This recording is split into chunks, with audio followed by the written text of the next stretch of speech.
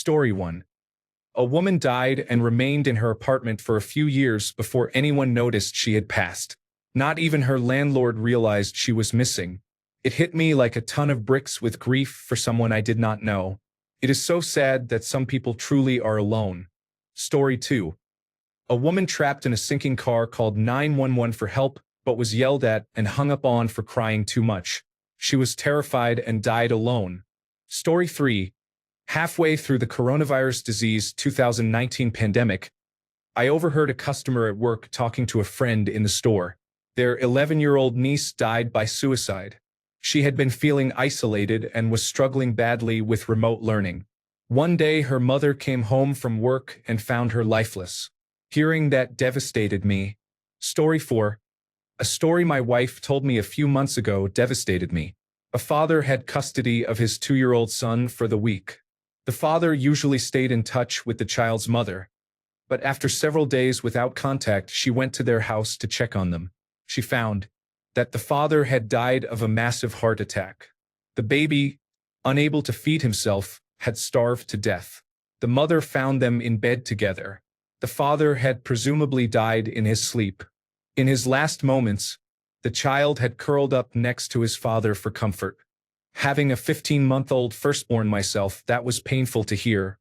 Even now, with my son sleeping next to me, writing this almost brings me to tears. It made me seriously consider my own physical health and what I need to put right. I later learned that some details I had written were inaccurate. I had not read the original report. I had only spoken with my wife. The truth, unfortunately, is worse than I first wrote, and there are sources that tell the complete story. Story 5. I remember reading a news story about a man who died during the London Olympics.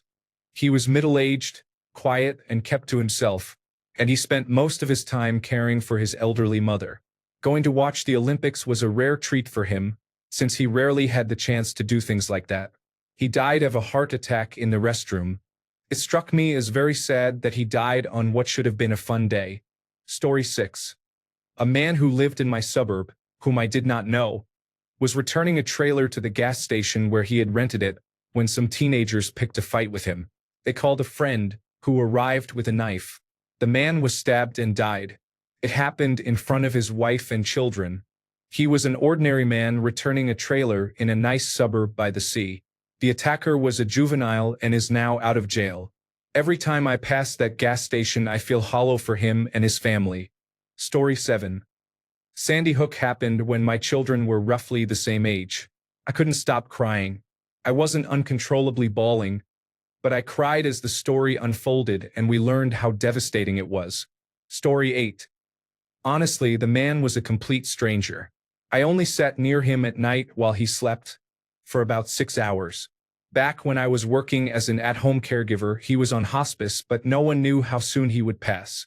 I had just filled in for the usual caregiver, and my role was to listen for signs of aspiration while he slept, even though he was sitting up a bit. I was scheduled to cover a few more hours the next night, but about an hour after I clocked out, I received a call saying he had passed. I cried hard. I attribute it to being overly empathetic and sympathetic, and at the time I was in a difficult transitional period after my own mental health struggles. It was a strange time overall. Story 9. Whenever I read the news that a child has died, it breaks my heart. Story 10. The murders of Jamie Bulger and Junko Furuta always affect me deeply. There are many others, but those two come to mind. I also find myself feeling sad about Steve Irwin sometimes. I teared up at Australia Zoo when my young son asked me, "Who is that?" and pointed to his picture on the big wall. Story 11. About a year and a half ago, a close friend of mine tagged someone in a Rest in Peace post on Facebook. Out of curiosity, I clicked the guy's profile. The top post, published only hours earlier, was a video flooded with sad reactions, angry reactions, and desperate comments. I clicked play, not knowing I was about to watch one of the most devastating things I've ever seen. The very first words out of his mouth were, "If you're watching this, I'm already gone." He looked straight into the camera, and for the next 40 minutes poured out his pain with a clarity that shattered me. He talked about the other times he had attempted and failed, about waking up and realizing even that didn't work. He spoke about the love of his life, not blaming them, but acknowledging that their relationship had been the brightest moment in a dark life. Then he went deeper. He didn't just list his illnesses. He walked through the tragic details of his health collapsing, the diagnoses he'd received, and the incurable conditions that had stripped away his hope piece by piece. He explained how those physical battles mixed with years of mental health struggles to create a kind of emptiness he couldn't climb out of. Through all of it, he apologized to his friends, his family, his teachers, his colleagues, genuinely sorry for the pain he knew his death would cause. He also confessed that living had become unbearable. He said the people who knew about his past attempts now saw him, in his own mind, as a failure who couldn't even end his own suffering.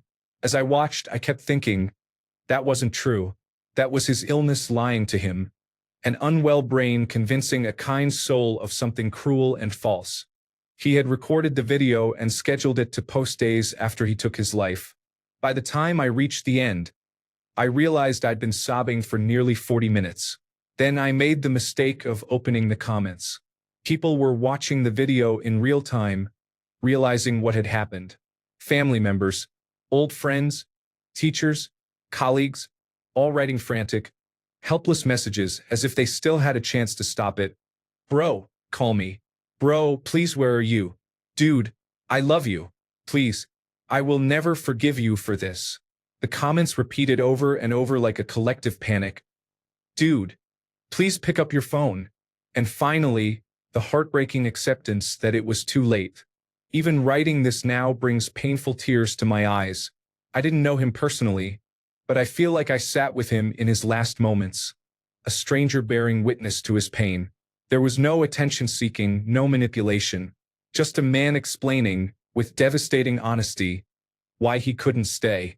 If there's one thing I took from that day, it's this: don't assume silence means someone is okay. Check on your friends, especially now, when so many are struggling quietly under the weight of this world. Sometimes a simple "how are you, really?" can break through a darkness you never even knew was there. And if you're the one in the darkness, you are not a failure. You are not a burden. You are not alone. Please hold on. Please reach out. The world is better with you in it.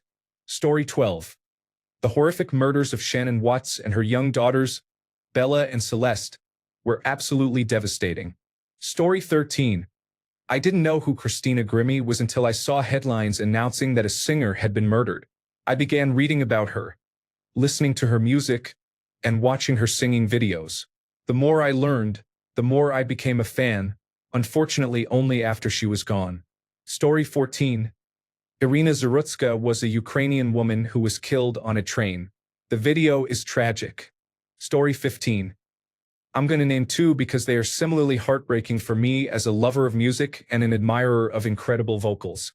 Christina Grimmie was shot at a meet and greet. It was random, unexpected, and shocking. She was one of the early YouTube creators who performed cover songs, and her talent deeply affected me during my school years. She died at 22. Moonbin died by suicide after struggling with depression.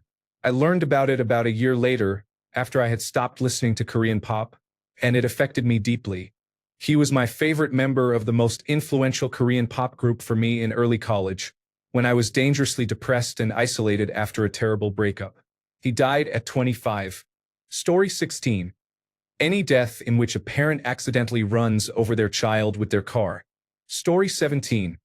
A few years ago, a child fell into a hidden well in Spain. It was small enough to be hidden but large enough for a child to fall into. Despite the efforts of everyone on the surface, the child died in the well. I often think about the child's last hours. The dark, the cold, the hunger, the thirst, the pain, the fear, the terror, and the loneliness. Story 18. One of my brother's high school friends has just passed away.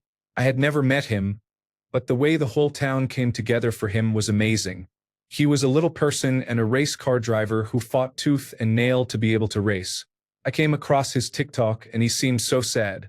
I am grieving for him even though I did not know him.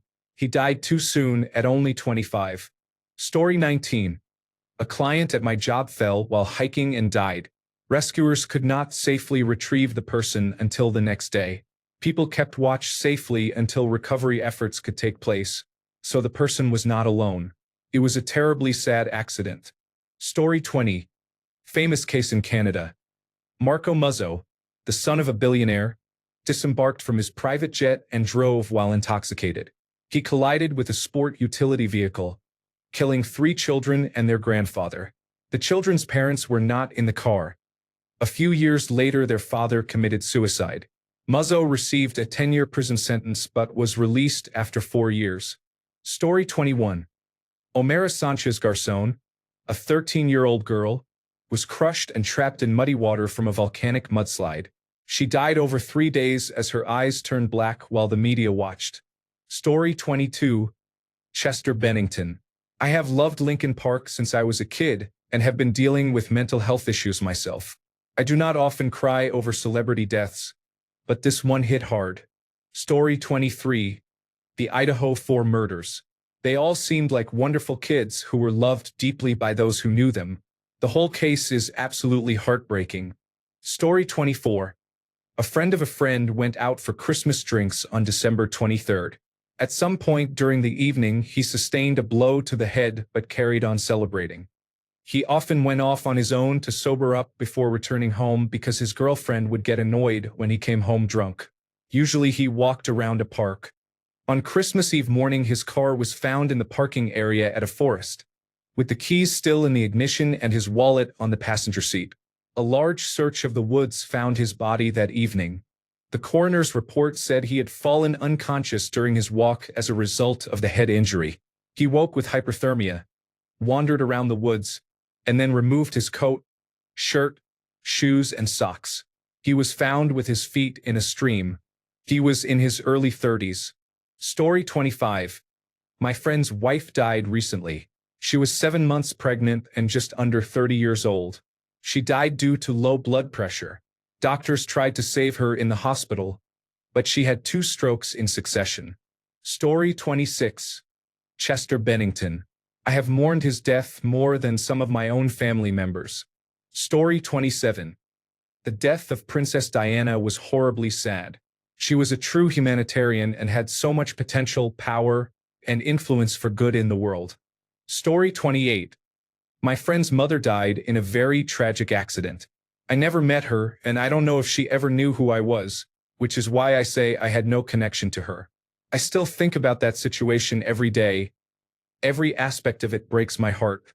Story 29. Before that video, I had seen the Potato War trilogy and Evan MC Gaming's dramatization of Dream Survival multiplayer lore, and that was it, just enough to get an okay grasp of his personality. Suddenly a video popped up on my feed titled, Where I've Been. Purely out of curiosity, since my feed almost never recommended him, I clicked. 13 minutes later, I was emotionally confused. I have not experienced much death in my life, so my knowledge of fairy tales kicked in. I expected him to live, but the surprise hit me like a kick. That shock made me start watching his videos. Really watch them. When the video dropped, my views were shaken. Took me genuinely 2 years to watch the video to the end. It was surreal to hear just another YouTuber described as dead. And such a good person too. It was a blow I did not expect, and one that hurt more than I imagined. Technoblade never dies. Story 30. The murder of Irina Zarutska sticks with me every day. It was deeply saddening to see. Story 31. It may seem foolish, but I grieved deeply for Robin Williams. He was a terrific actor, a genial comedian, and above all a genuinely good man. Knowing that he ended his life because his brain began failing him, and that he spent his last months with hallucinations, still makes me sad to this day. Story 32. A mother and her 3 teenage daughters all died in a crash about 10 years ago. The husband and father of the daughters was not in the car. That event changed my perspective on my family going places without me.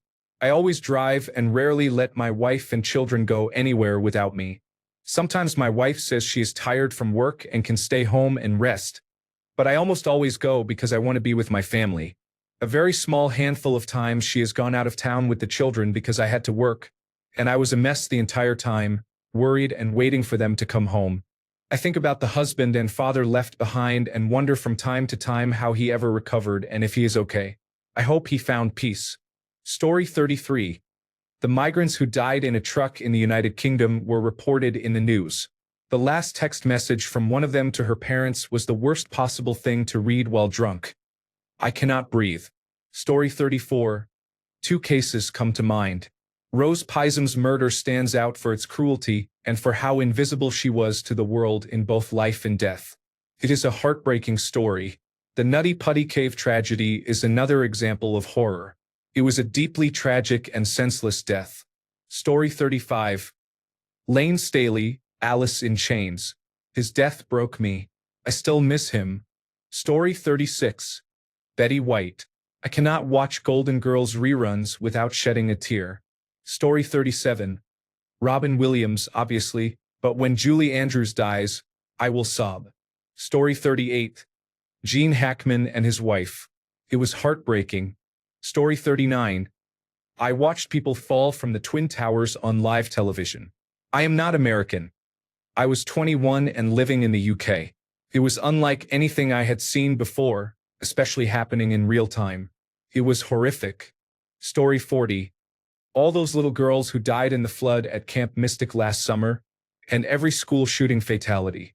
So many needless deaths caused by the greed and corruption of adults. Story 41. Princess Diana was a beautiful woman with 2 young sons at the time. I found her death profoundly sad. Story 42. I didn't know my husband when his brother, father, and mother passed away. My heart breaks silently every day. I love him with every fiber of my being, and I make sure no one forgets him on his special days. Story 43. Hind Rajab was an innocent baby girl who was shot 200 times. I think about her often. Story 44. Sir Terry Pratchett. For such an active, creative, and brilliant mind to go that way feels deeply unfair. GNU stands for GNUs Not Unix. Story 45. Andre Braugher. Captain Holt was my source of comedy during coronavirus disease 2019 when everything was going wrong. Story 46. Steve Irwin was a wonderful person who did so much good. Story 47. Probably like every school shooting that has ever been in the news. Story 48. Stan Lee. I have rarely cared about celebrities dying, but that one hit me especially hard for whatever reason. Story 49. Watching Jonah Lamu destroy everything around him made me love rugby as a child. It brought a tear to my eye. Story 50. Little Hind waited alone in the car, soaked in her own blood and surrounded by the bodies of her relatives, including a 15-year-old cousin. Just recalling her high, young voice during the call with emergency services is shattering. Story 51. Junko Furuta. I simply cannot say much. It is so depressing how she passed. Story 52. Philando Castile and any unarmed black person killed by police. Story 53. People who die from something connected to their own actions while trying to make it right still die. Karen Carpenter, for instance, died when she had finally decided to recover and get her life back together. That example hits me personally because I was anorexic. Countless young people overdose on medication, regret it, and still die after weeks of agony. Smokers die of lung cancer years after they quit. Story 54. Shannon Christian and Chris Newsom were the victims of a brutal, clearly hate-motivated crime. Story 55. In high school, a student I had never met killed himself. Seeing so many of my peers struggling with their friend's death and breaking down during class made me very sad. I was not as devastated as they were, but it affected me. What upset me most was that there was a full 2-page spread in that year's yearbook dedicated to a student who liked to buy his clothes at the thrift store, and there was zero mention of the boy who died. It absolutely broke my heart that there was no school memorial, at least in the yearbook, so his memory could live on through his peers. His yearbook photo from that year had been removed, perhaps at his parents' request. That still broke my heart. Story 56. I can relate to this one from when I worked in a hospital as a transporter. First, the man I met while taking him out to his car. Waiting for his ride, he mentioned it was a nice day and the conversation moved to our summer plans. He got quiet and said somberly, I'm going home to die. We talked because it was concerning, and I was going to reach out to his nurse. He was literally going to his hometown to prepare for his death. He had cancer and could not afford the treatments anymore. From what he told me, he had applied for aid but was denied, and he did not want to leave his partner in debt for life just to gain a few extra months. We then talked about how he planned to spend the time he had left. Fishing, writing letters, and spending time with his partner. Seemed like a good plan. Then he gave me some fatherly advice about enjoying life. Based on what he told me, he died at some point after I said goodbye and told him and his partner to take care. Hopefully it was peaceful and without suffering. Second, I had two women who were always together. They were eager to see me and would ask the nurse to request me by name because we would geek out over movies and series. They were the definition of true love. I cannot explain it, but that is all I could think about when I saw them. Both of their families disowned them for being gay and getting married. I met them when I first started. One was fighting cancer. For over 2 years, I would talk to them once or twice a month, and over time it became more frequent as the cancer worsened. One day, at the start of my shift, I was assigned to the resuscitation area and recognized the name. I walked into the room. The sick partner was clearly declining and the other was holding her hand, talking about the good times they had shared, how lonely she would be without her, and how much she cherished and loved her. We took the patient to the scan. The partner had to wait outside. A few hours later, the patient passed. I heard the howl clearly on the other side of the emergency department and knew who it was. I am pretty good at faking attachment and usually forget people exist after I meet them, but those moments really hurt. Story 57. In the 1990s, my mother had a coworker who, with his wife, had been trying for years to have a child, but their son died at birth from complications during labor and an emergency cesarean section. She required a hysterectomy so they could not try again. About 6 months later, he was home alone mowing the lawn, got too close to a beehive, and was stung by a swarm. He was severely allergic to bee venom, so he went into anaphylaxis and could not reach his epinephrine autoinjector in time. They lived in the country, and their nearest neighbor was about 10 minutes away. He died alone in the yard. She came home and found him. I cannot imagine how she remained so strong through all of that. Story 58. Marvin Gaye was killed by his own father. Story 59. A Ukrainian woman was stabbed by an attacker on a train in the United States. The worst part was that the other passengers did nothing to help her. Story 60. If you mean someone with whom I had no personal ties, it would be Chester Bennington of Linkin Park. Linkin Park songs supported me during dark times as a teenager, as they did for millions of others. If you mean someone I did not feel close to, it would be my great-grandmother. I was not close to her, but I am close to my grandmother and mother. I was 13 and had never seen my mother so affected by a family member's death. About a decade later, I cried the same way when my grandfather died of cancer. Story 61. Trevor Moore thought my Twitch screen name was hilarious and brought it up unprompted during a couple of Self-Suck Saturday streams, including the night he died. Rest in peace, local sex bot. Story 62. Celebrity. Jason David Frank. He was the closest thing I had to a childhood hero. Non-celebrity. Aoki Hisashi. The suffering that man endured is absolutely unfathomable.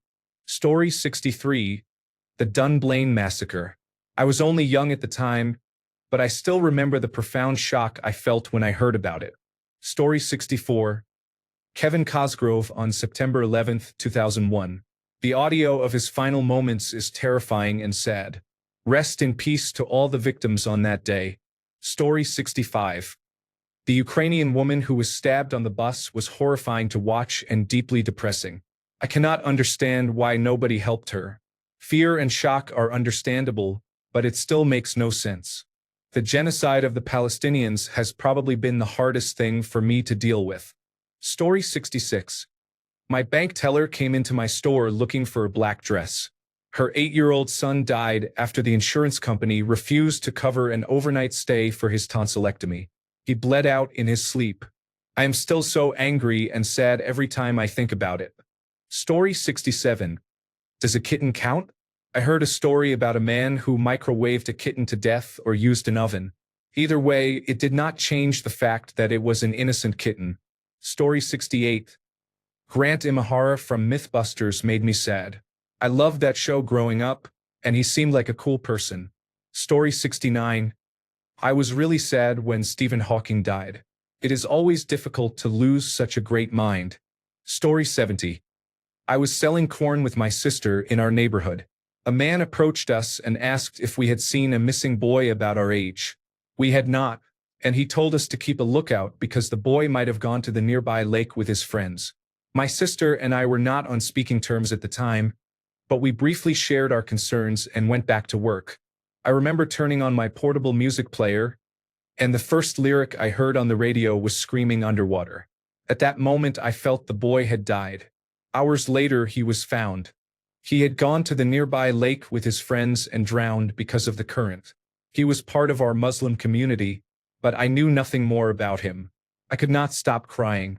It was devastating and something I will never forget. Story 71. A child at my elementary school was murdered by his mother. She killed him and his brother, then herself. Their father came home to find all three dead. Story 72. Alex Trebek. Felt like losing an uncle. It hit me surprisingly hard. Story 73. A few years ago, I was always reading, waiting for a fan fiction writer to post new chapters, especially during the 2020 lockdown. It was basically my only real tie to what day it was. 2 years later, I heard that the author had passed away. I had seen some mention that she was ill and wondered if she was okay. When I learned the news, I felt terrible. I had barely interacted with her, only through comments, and even then not much. Rest in peace. Story 74. A woman was found dead at her desk at a bank. It took 4 days for someone at her workplace to notice.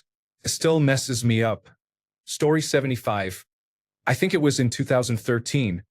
A teenage girl named Leela died by suicide. Her parents discovered she was transgender and, as punishment, pulled her out of school, cut off her contact with friends, and took away her makeup and clothes. After she died, they deliberately told her friends the wrong date for the funeral so they missed it, and they buried her in a suit with her birth name on the headstone. The fact that her parents refused to accept her even after death broke my heart. No one deserves to suffer so much because of their parents. Story 76. A boy in Gaza named Ani Eldoz was murdered at the beginning of the genocide. His dream was to have a successful YouTube gaming channel. After his death, more than 1 million people subscribed to his channel to honor him. I still cry when I think about him. Story 77. Dr. Andrew Bagby and his baby son, Zachary Andrew Turner, were murdered by Zachary's mother. The grace, kindness, and love with which Andrew's parents conducted themselves is astonishing. They were let down badly by the legal system. Dear Zachary, A Letter to a Son About His Father is an utterly heartbreaking documentary and an excellent film shot by Andrew's friend Kurt Quinn. Story 78.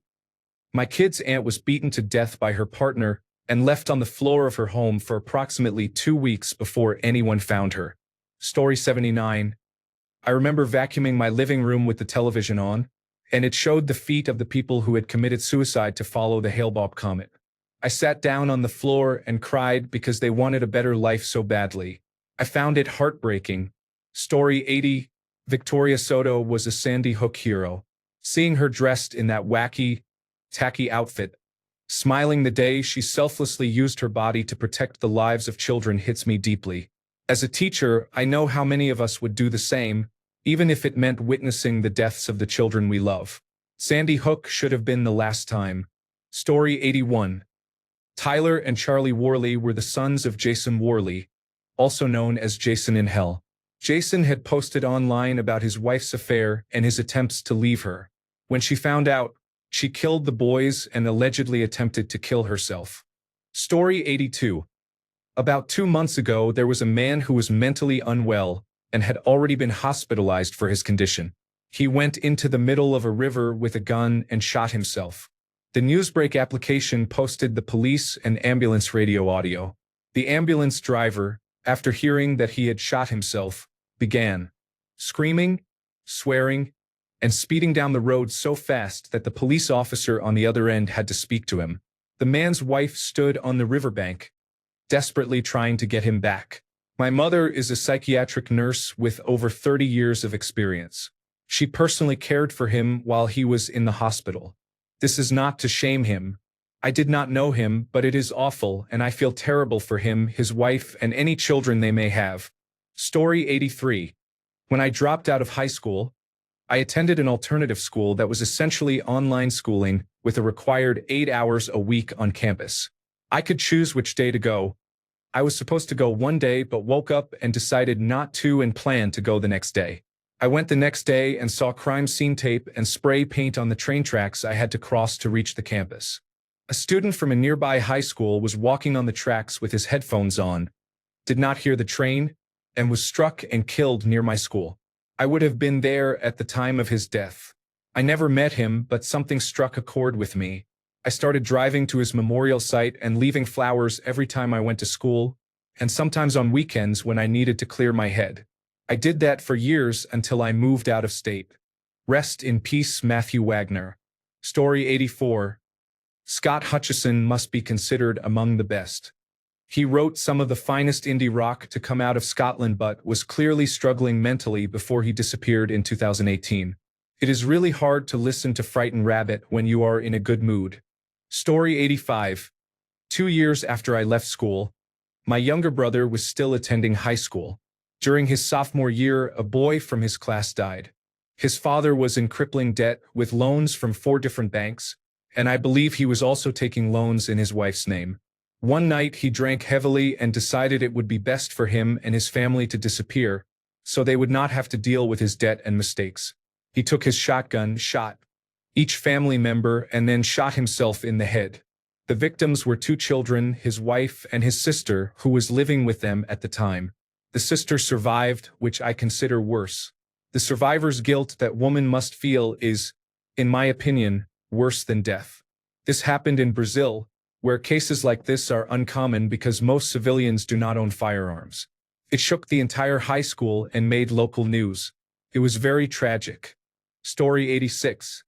There was a boy in middle school a grade above me. I knew of him through friends but never interacted with him. He got into a fight with the school bully. Several of the bully's friends joined in, and he lost. People said he just walked away without saying a word. Not long after the fight, he died by stepping in front of a train. He had decided to take his own life. He had shown signs of mental decline, but in the mid-2000s resources and ways to identify such issues were not common, especially when people dismissed him as just another weirdo. The school hired a therapist shortly thereafter. I know because they placed me in meetings with her during class time. The connection I later made between the two did not occur until much later in life. Story 87. I watched the Challenger explode live as a child. We were all in classrooms because Krista McAuliffe had been selected as the first civilian, a teacher, to go to space. Story 88. I was not related to Her Majesty Queen Elizabeth II, but I was in floods of tears after she passed away. I felt like I had lost my own grandmother. Story 89. I think of everyone who lost their lives on September 11th. I never knew any of them personally, but every time I hear or see anything about it, it makes my heart ache. No one should have to endure this kind of pain. Story 90. I was scrolling on Wikipedia through unsolved murder cases of unidentified victims. An African-American girl's decapitated body was found in an abandoned building. She had been sexually abused, and her identity and family were never found. It affected me so much that I cried about her for many nights. That poor girl. I found her article on Wikipedia. She is known as St. Louis Jane Doe and was found in 1983. Please do not look it up if you do not want to see graphic images. Her shirt and the ropes that bound her are shown. She was believed to be between 8 and 11 years old. Story 91. When I was in middle school, a girl a few towns away went missing. Her name was Autumn. I saw it on the news. She was a year older than me, and because she had left on her bike, I was optimistic that she would be fine.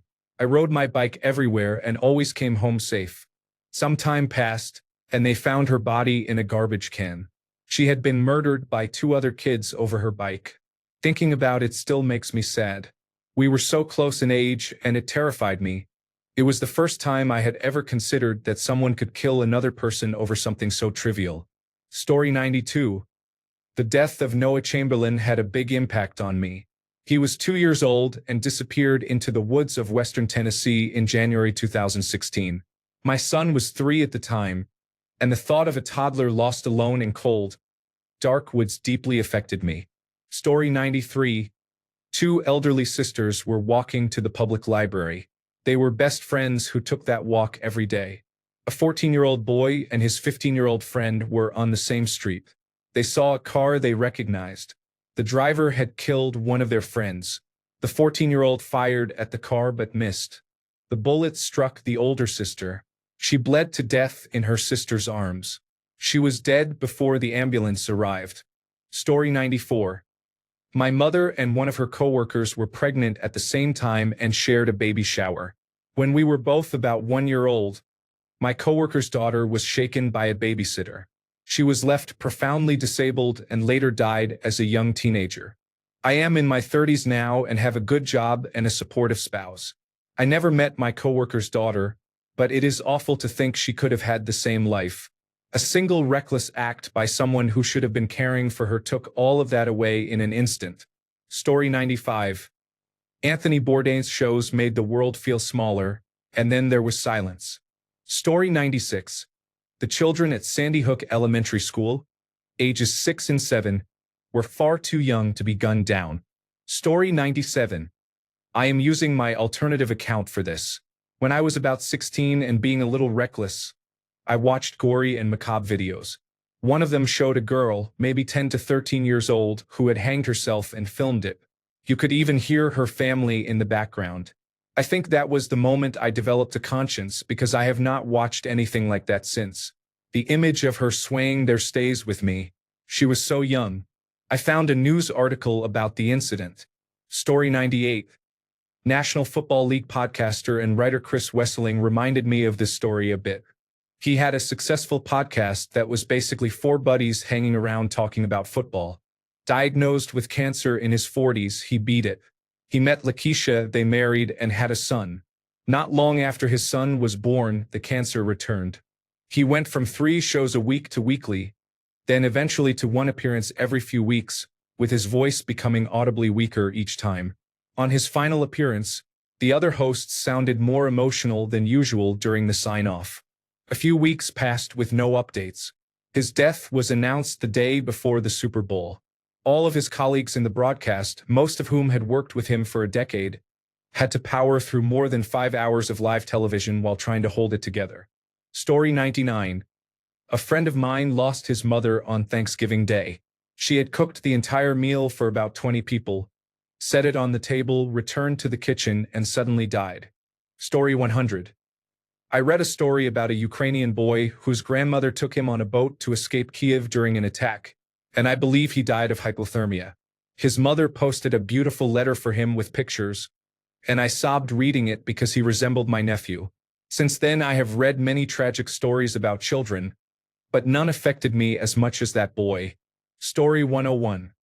A deaf girl who could not speak was murdered when I was a child. She was only 5 and was found in a dumpster behind our apartment building. I lived in a rough area. The details were as grisly as it gets. I was 10 and I remember how it broke my heart. I cried for that poor child. Story 102. Omera Sanchez came to mind. She was a 13-year-old girl in Colombia who became trapped in water after a landslide. If I recall correctly, her legs were pinned in a way that made it difficult to free her, and she remained trapped for several days before she died. There are haunting photographs of her taken while she was still alive in which her eyes appear blackened. I remember a video interview with her that always stayed with me.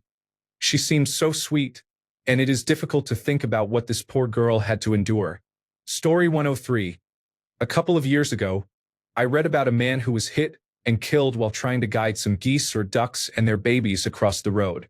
Such a simple act of kindness had a high price. I found it very touching and sad. Story 104. I work at a funeral home, so I've seen many similar cases. This year we had a 12-year-old who died by suicide after online bullying. Racist bullies were telling him he would be deported and using Make America Great Again rhetoric. His mother rented the chapel for 3 days before the service just to sit beside his casket. It was heartbreaking to see a child in a casket next to his favorite Naruto and Minecraft items. About 2 months later, a 19-year-old woman who was set to graduate from the University of California, Los Angeles in 2 weeks died by suicide. She put on her favorite dress beforehand. I do not know why. She left a note that I did not see. One more. An 18-year-old who had just graduated high school in June received a cancer diagnosis in July and was buried in the first week of August. Her mother's screams at the service were terrible to hear. People ask whether it is hard to see dead bodies all the time. Seeing the bodies becomes something you get used to quickly. What is truly difficult is witnessing the grief. Story 105. There is a lot. Brianna Gay was a 16-year-old girl in Warrington. She was murdered by someone she thought was her friend. Hind Rajab was 5 years old and was shot 355 times. Alice, Elsie, and Bibi were the 3 girls killed in the Southport stabbings last year. I could go on, but I would be crying for hours if I did. Story 106. When I was in high school, a friend came to school struggling to keep from crying. She told me that a 9-year-old boy in their neighborhood had died over the weekend. Her mother was with the boy's mother, trying to help her while she grieved. He was playing baseball with his little league team when he collapsed in the middle of the game from cardiac arrest. He never made it to the hospital. He died on the field with his mother watching. I think about that to this day, because I had no idea a child's heart could just stop. You do all the things to protect your child as a parent, and then one day the universe deals you a blow like that. How can anyone make sense of it? Story 107. My mother had a difficult life. She grew up with a semi-abusive father, and when she was 16, her younger sister was killed by a drunk driver. She was raised in the Mormon church but left after marrying my father. Once free from the church, she began a journey of physical fitness and transformation. She became a highly sought-after personal trainer, won multiple fitness competitions, traveled extensively, owned a business, and became a nutritionist. She truly loved her work. Despite her successes, she struggled with her mental health but never felt she needed professional help. At 60, a severe back injury left her with chronic pain that ultimately pushed her to the edge. By 63, she was in and out of mental health hospitals but could not escape her suffering. After multiple suicide attempts, she died by suicide, jumping from a building where she had once trained a client. I am not okay. I hate how the United States treats people with chronic pain, how expensive it is to manage, and how impossible it can feel to get real relief. Story 108. A girl I went to school with struggled with depression for most of her life. She was in and out of the psychiatric ward for 2 years. She died by suicide at age 14. Story 109. There was a toddler whose mother left her alone for several days while she went on vacation. The child died, and I was crushed for weeks. Recalling that story now brings me to tears. Story 110. I used to work at a bank. A Haitian customer who barely spoke English came in often. We only communicated when I helped him deposit or withdraw money. Right before the pandemic, he withdrew a large sum and said he had to go back home. Thinking he meant a trip, he told me his adult son had died suddenly. He said his son had been healthy, a big, strong man, and had just died. At that moment, I could not help it. Tears welled up in my eyes. I went around the teller line and hugged him. A few weeks later, he returned from the funeral and showed me a photo on his phone. It was his son in a coffin. I could not take it again and hugged him. I still think about that man today, even though I have forgotten his name. Thinking back, his son could have died from coronavirus disease 2019 right as or before information about it started to emerge. Story 111. That poor baby drowned while the bath was filling up and the mother went to check Facebook. I also feel bad for the mother, who obviously did not want that to happen, though she was negligent. She was arrested.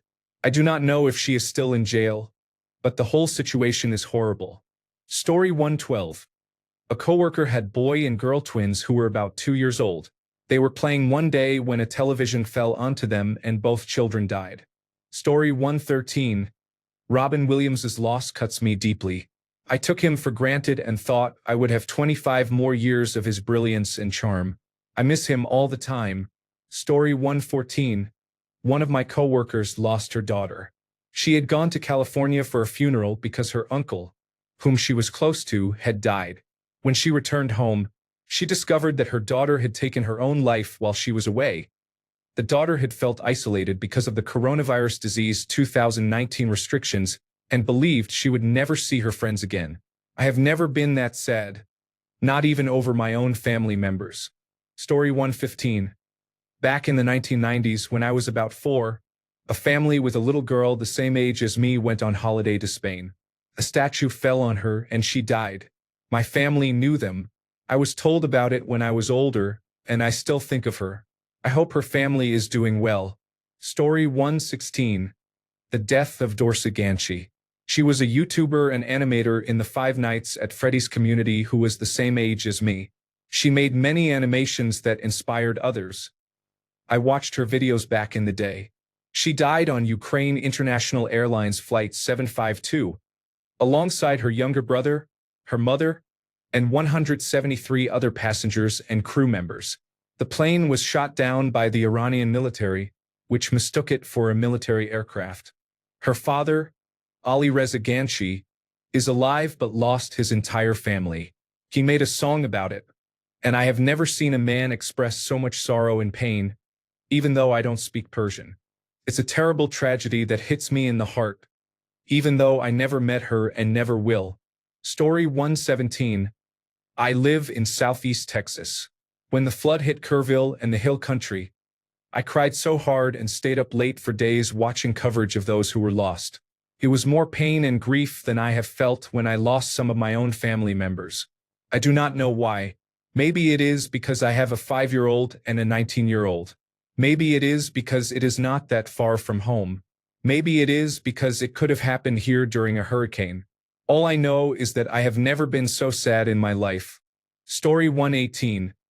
I read about a woman in Gaza who had struggled with infertility for 11 years. She finally delivered a healthy baby and had her child for only a few days before the hospital was bombed and the baby was killed. That devastated me. Story 119. I mourned for about 2 weeks after Robin Williams' death. It was the only celebrity death that truly saddened me to my core. Story 120. Hearing George Floyd cry for his mother broke me. Story 121. When I was a junior in high school, Lisa Steinberg was murdered in New York. It was all over the news. I remember how sad I felt for the young girl, who had been killed by her adopted father. He was a disgusting pig. Story 122. A man named Marco Muzzo drove drunk near Toronto and, after running a stop sign, killed 3 children and their grandfather. He was wealthy and received a light sentence. Years later, the children's father died by suicide from grief. I live near Toronto. It was a big story at the time and it still bothers me. It is an absolute tragedy. Story 123. Mine is a random one. I was watching a video of Wendigoon and Mr. GG showing each other creepy videos. Most of them were not creepy and it was just supposed to be dinner fodder. But there was one of an older man who lived on a boat showing that his grandmother had been sleeping all day. I think he said 12 hours. Obviously she was not sleeping. You do not see her body or anything, but you can tell that she was not moving. It was so unexpected that I broke down. I genuinely do not understand why, and it lasted for days. Every time I thought of that video, I would cry. It was so bad. My only guess as to why I could not stop crying is the way he reacted. He was so cheerful. He thought it was funny, even so unaware of what was actually happening, like someone who is not ready to accept grief. It felt like a violation for me to be there at such a specific point in the grieving process, the discovery. Obviously, it was a video he uploaded, and I did not go out of my way to see it.